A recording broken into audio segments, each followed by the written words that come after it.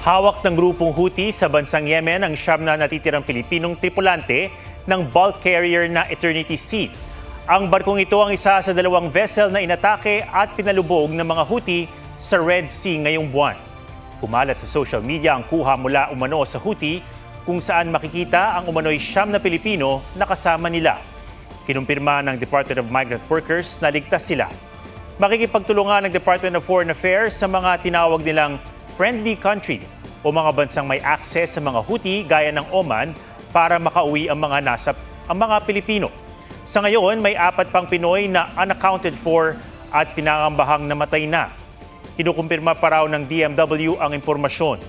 Tuloy rin ang kanilang investigasyon at posibleng pagpapanagot sa may-ari ng Eternity Sea sa local manning agency nito sa Pilipinas at sa Pilipinong kapitan ng barko. Ilang beses umanong naglabas-masok sa Red Sea ang Eternity Sea kahit pa dati pa itong pinaiiwas doon dahil sa banta ng pag-atake ng mga Houthi. Huwag magpahuli sa mga balitang dapat niyong malaman.